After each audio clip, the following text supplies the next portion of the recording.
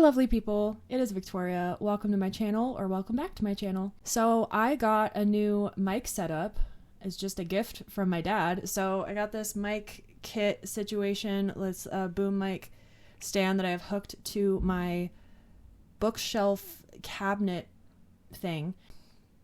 So I have a new mic in addition to my other mic. So I think I'm going to be trying this out, especially when doing covers and stuff. So I'm excited to play around with it, and yay for better audio.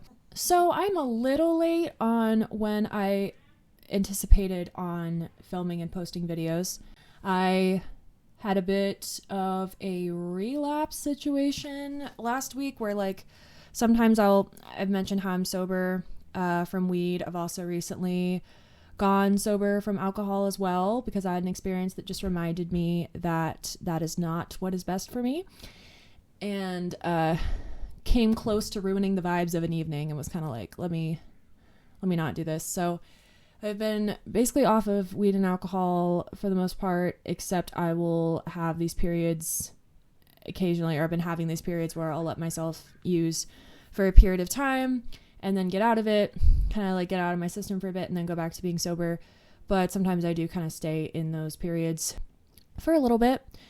I'll have the intention of just doing it like one night, and then it'll be, or even like 2 days in a row, whatever, and then it'll end up being like a week in a row, like it just was. So I'm trying not to make a habit out of doing that. So we are back on the sober train for now, but yeah, it's just it's a process, ebb and flow. We're adapting, just like I'm adapting to speaking to a stationary microphone. So I don't know how the sound traveling situation is going to work. But yeah, I have that kind of mental invigoration that happens when I get sober.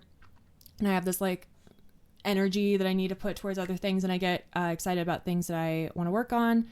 I'm writing new music. I just posted 2 original songs for you guys last week. I hope you like it. I want to create lyric videos for them as well, and then also some kind of visual representation, especially for Crater Lake. I would love to make some kind of handmade music video for you guys. So that's kind of my little life update for those of you that care, and I appreciate you. But the main thing that we're going to talk about today is I wasn't planning on doing like another movie TV show review thing after I did my video about the idea view a few weeks ago. But the other night I was hanging out with my mom, and we were on Netflix, and we saw a trailer for this show called Geek Girl, and it just happened to have dropped that day. We just accidentally happened to be at the grand premiere of Geek Girl on Netflix, and I wasn't planning on it, but I ended up watching the entire thing in one sitting. I watched all 10 episodes. I sat there for like 5.5 hours. It started at like 7 and then went till like 12:30 in the morning. So it was a long ass time, but I just was just super okay with sitting there and watching the whole thing. What's funny about me is I tend to have a really weird way of watching stuff, whether it's TV shows, whatever. Like it's very just scatterbrained. Sometimes I'll watch things in order, but most of the time I will hear about a specific moment from this show that I'll look up, or like I'll start watching it like at a certain moment that I want to see, and then I'll either go backwards or I'll like go to the end and then start. Like I always watch things out of order, like pretty much always. But I actually watched this entire show, did not skip anything. Or if I'm watching something in order, sometimes I'll just impulsively skip ahead like a few seconds. I don't know why. It's like I need to be manipulating it in some way. I don't know. It can be hard for me to like watch things in order unless I'm like with somebody.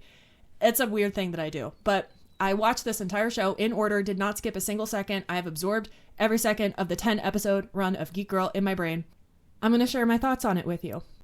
So the fact that I did watch it all in one sitting probably contributed to some fatigue that affected how I felt about the show that we'll get into. So that probably did have something to do with it. Maybe, especially because I don't tend to binge watch things in order like that. So I don't know. So to start off, I am pretty sure I'm not the target audience of this series. And I know it was based on a book that I have not read.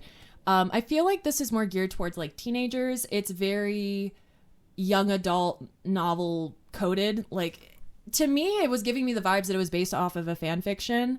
It was giving me fan fiction vibes, but like, I don't think it is. It's just like a young adult novel. It's hard to do plot summaries without just describing everything that happens. Like I'm like Wikipedia in that way. So basically Geek Girl follows Harriet Manners, who is a 15-year-old British girl who is very not like other girls. She reads books. She kind of is giving me autistic vibes. I feel like they kind of allude to it a few different times. She is giving me neurodivergent coded, but they don't identify that. But she's like picked on in school. She's really smart. She has like two friends, and she doesn't have a lot of personality. Just saying. I don't know. Her main thing is that she's like bookish, which is fine. She's bookish and shy. Her best friend Nat really wants to be in the fashion industry. Their textiles class gets a trip to London Fashion Week, but basically she ends up creating a scene accidentally. It's like really embarrassing, and she gets scouted. She initially denies it and doesn't want to go through with it because she's afraid of hurting her friend, but they track her down. The scouts track her down and basically convince her to do a shoot. She gets them to consider Nat as well, who was initially rejected. They do a shoot together and a casting. Hi, edit to add, because I didn't include this in the official summary section, but I didn't want to take it out of the point where I'm talking about conflict. Nat is okay with Harriet modeling at first, and they go to the casting together. Harriet is cast and Nat's not. Nat doesn't know that Harriet got the job. They later talk about it. Nat kind of assumes that Harriet didn't get it. She kind of words it in a way that's like, oh, we both didn't get it, right? Which I thought was kind of rude. I'd be a little offended if my friend talked to me like that. So Harriet just doesn't correct her, and she's like, yeah, I didn't get it. And then I was just planning on telling her later, but comes back to bite her because her first runway performance goes super viral because the way she falls and then owns it. And then Nat finds out, and then Nat is mad about it for days. And Harriet is obsessively calling and apologizing as if she murdered her cat. Like, it's really dramatic, and I don't really feel like that drama is earned. She ends up getting cast for a really big designer who ends up being the aunt of this super cute model boy that she just happened to have a meet cute with at London Fashion Week. And there's this really cute scene where the scene where he first sees her, and then also like this conversation that they have later, all their interactions are really cute. Nick Park is in a supposed social media relationship with another model named Poppy. She has a really long last name. I don't know if I want to look it up. Poppy Heppel Cartwright. That's her name. The Geek Girl wiki just calls her Poppy, so I had to do a little extra digging for that. And Harriet gets like picked on in school by bullies, especially Lexi. I don't know her last name, and I don't care enough to look it up. But Lexi's a bully. She's the blonde mean girl character. And then you have her two like wannabe plastic sidekicks. So those are like the three main bullies. And then you have Poppy. So those are like the main kind of antagonists. And then you have some kind of lesser antagonists-ish that kind of show themselves throughout the show.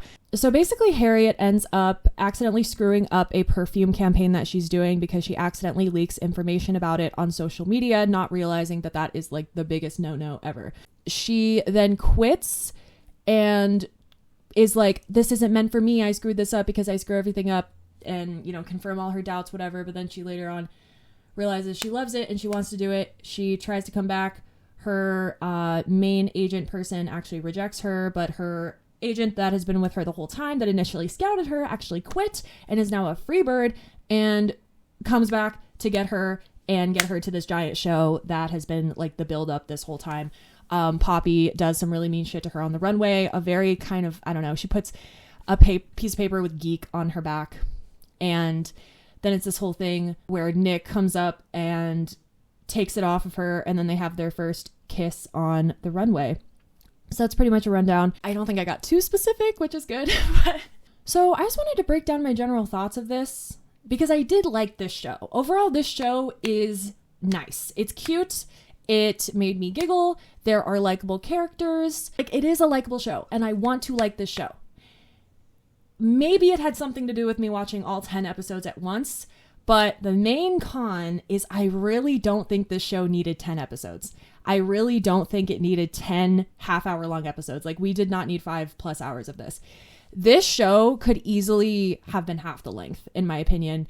Maybe 8 episodes, but, like, I'm really trying to stretch my words in describing the plot of this show because, like, the plot is so simple. It's so simple.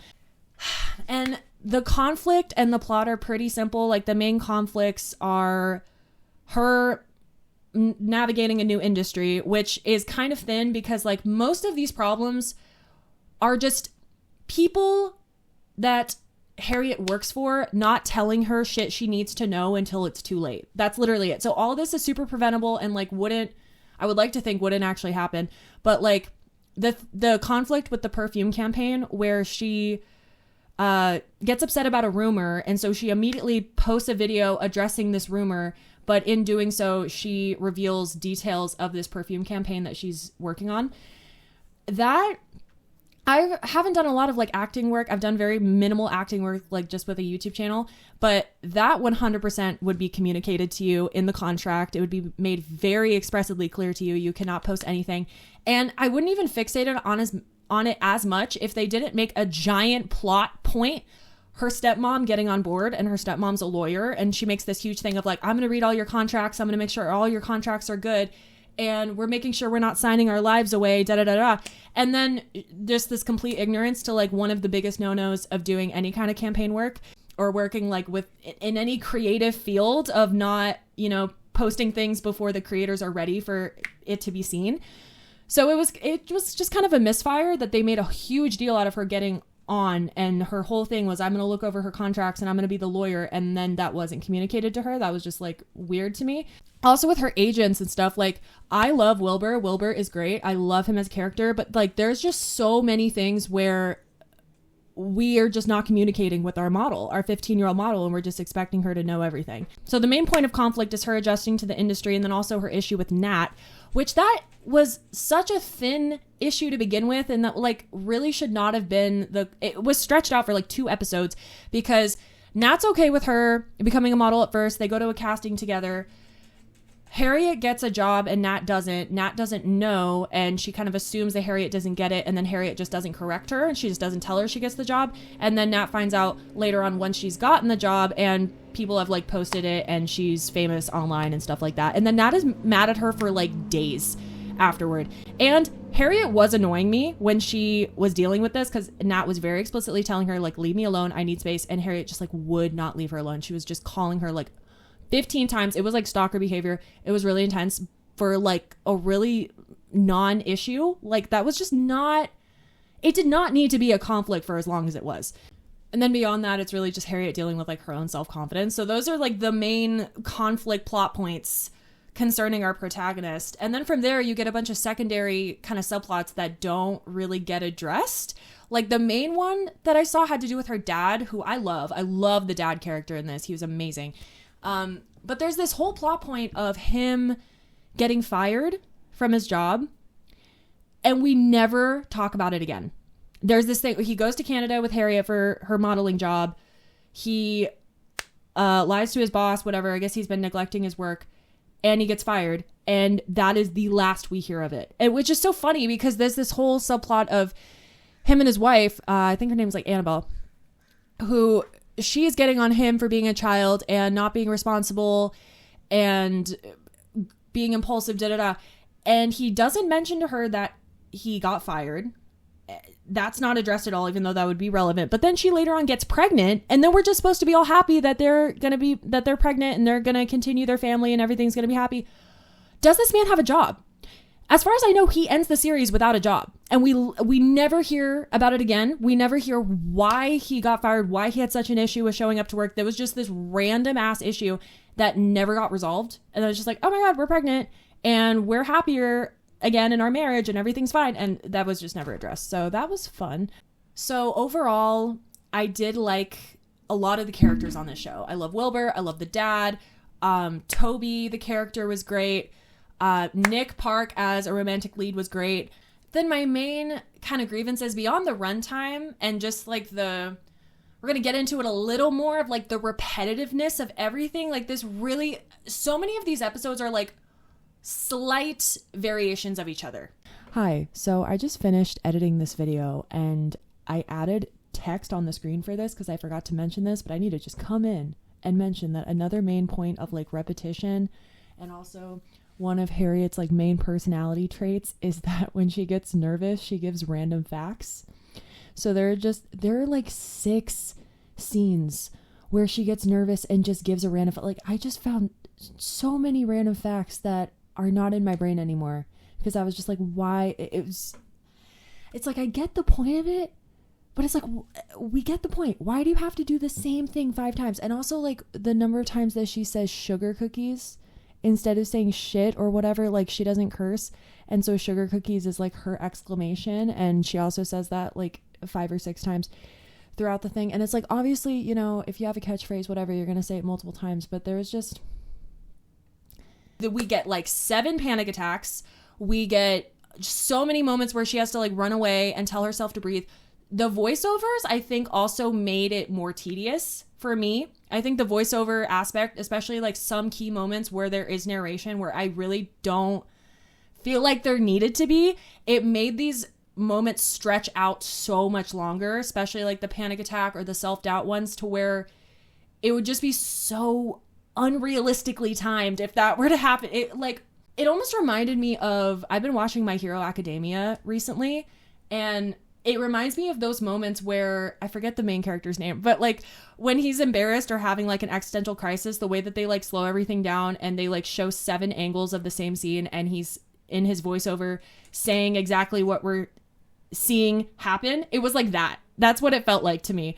Or like trying to have her Lizzie McGuire cartoon animation moment, but like still in real life, trying to like balance those, but it just ended up being weirdly slow. It just ended up feeling very tranquilized. So the repetitiveness and the runtime, just kind of the disproportion of like the amount of plot to the runtime was kind of the main issue. But then my other main issue is lack of dimension in the writing. We mainly see this with our main character, but it is kind of in a few different characters. I like Harriet. I feel like Harriet is a likable character, but she really borders on a Mary Sue. She really borders on a Mary Sue character, both in like not having flaws beyond like her own self-confidence issues and her naivete with the modeling industry, if you can even call those flaws, and then like not telling Nat about the job because she's like afraid of hurting her feelings. Like everything happens to her. She's afraid of hurting everyone all the time. She's like just very benevolent, but she's kind of a Mary Sue. She just gets plucked out of nowhere. Everyone's obsessed with her. She's everyone's muse. Everyone wants her. And she kind of has no personality at all. She's kind of really helpless and just kind of consistently blameless at times, to where it makes me kind of annoyed. By, you know, episode 7, 8, I'm like, can you be a little less helpless? Can you just not have everything happen to you and be so like non-responsive and so just nothing?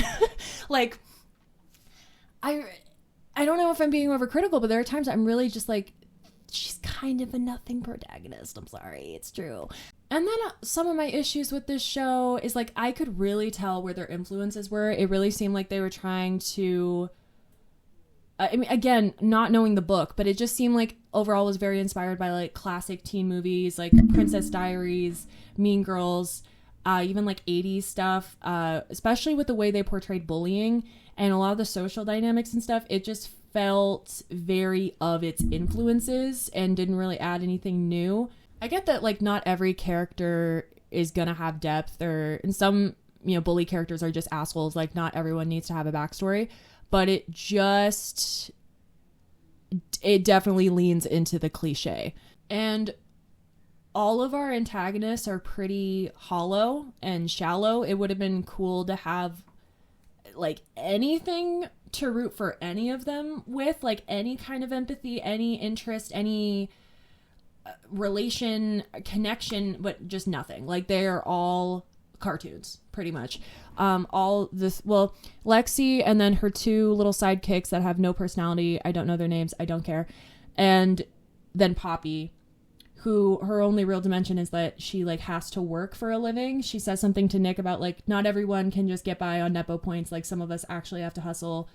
And so she just like posts social media shit that she doesn't care about. That's like her only personality trait. Not every character has to have backstory, but if you don't have a single antagonist with any depth, like it's kind of hard to not be boring. Like it's hard to oh, also on side note of random things that get brought up and then never mentioned again, there's this scene between Wilbur and Harriet's dad at like her first industry party where she gets a panic attack and then she and Nick end up going out on their first date, where he gets really offended at Wilbur, like kind of implying something. You can't even tell really what he's implying, but he gets super offended and he's like, I wouldn't want my daughter to be restricted to a label. And Wilbur's all offended, like, oh my God, I would never. I have no idea what the fuck they're talking about. I have no idea. There's this like, it's presented as this seminal moment, like we're learning something about Harriet. I have no idea. Like the only thing I could think of was maybe the neurodivergent thing, or like her being a geek. It's like, is this really all about her being a geek and being like socially awkward? Or is this him thinking she is like autism or something and then him getting offended at that? Like, what was that? I don't know what that, it was like a whole thing. And I was like, that just went completely over my head. Technicality side note. And this was another thing that like, I would have let it go if they didn't set it up for me to have this expectation. But like Harriet's whole thing is that she's smart and bookish and knows things. Okay. And then they have their first date. She and Nick have their first date at this museum aquarium thing. And Nick likes sharks and she knows everything. But she says when they're in front of a polar bear display, she says, oh, this must have been hard for the person deciding where to put her because polar bears are marine mammals, so she could have been with your shark friends. Sharks are not marine mammals. This is going to seem like a little bitty, like, why are you talking about that? Sharks are not marine mammals, and then they created this whole line. Sharks are fish. Like, you could have had it with whales, you could have had whatever, but, like, sharks are not marine mammals, so that entire line, like, literally was inaccurate, and I feel like she would have known that. If you're getting a geeky character that's supposed to be bookish and super smart, give them accurate lines. Maybe fact check the shit that they're supposed to say. Like, I literally knew that sharks weren't mammals by the time I was like 9. Like, I feel like most people know that. I feel like a 15-year-old super geeky bookish girl would know that. And they could have easily rewritten that line to be more accurate. Like, that just kind of annoyed me. So overall, there was a lot of time spent repeatedly establishing certain plot points that I think could have used a lot less repetition. And then in contrast with like the other things that don't get enough repetition or enough explanation, it's like there's so much repetition here and then there's also loose ends at the same time. That confuses me. And so overall, I end up being kind of torn about the show because I did like it, but at the same time, maybe it's because of the fatigue that I got from watching all 10 episodes at once. I have not had any desire to watch any part of it again, except for like some of the interactions with her and Nick. Some of their scenes are cute. I have not had a desire to watch any other part of this show. I'm just like, oh, I know what happens. And whatever happens, it like kind of confuses and annoys me. And it's kind of slow. It's just very slow. It's a very slow moving show. They actually get to like the main point of the plot, I think, where she's actually taken the offer from the agent and they're actually at a casting doing stuff at like episode 4. Like we get like 3 episodes of setup. It's a very just drawn out process. And I was just like, I don't really feel the need to revisit that journey, which is funny because I'm normally like super into rewatching stuff when I really like it. So that kind of tells me like maybe this show was just mid for me. Maybe I actually don't really like it. I think I liked it. I think it was like passable. I wouldn't rewatch it. I don't think. Maybe I'd rewatch clips of it, but overall experience, it just isn't worth repeating for me. So overall, if I were to rank this show, which I don't rank things very often, it would probably be like a 6.5. There was a lot that I liked about it. I liked quite a few of the characters. Some of the humor and the overall vibe, and it's cute and it's wholesome and it's likable, but it's just kind of saccharine and kind of generic and very repetitive and very slowly paced and very disproportionate in what they choose to elaborate on versus not. So there's my somewhat conflicted review of Geek Girl on Netflix that came out last week. Let me know if you've seen it. Let me know if you've read the book. Let me know what you think of my review and this video. Thank you so much for watching. I try to make videos about once a week on very different topics, from music to commentary to random life stuff. I just express myself on here and it's fun. So if you enjoy that, please stick around, subscribe, comment, and like this video if you enjoyed it. Thank you guys very much, and I'll see you next time.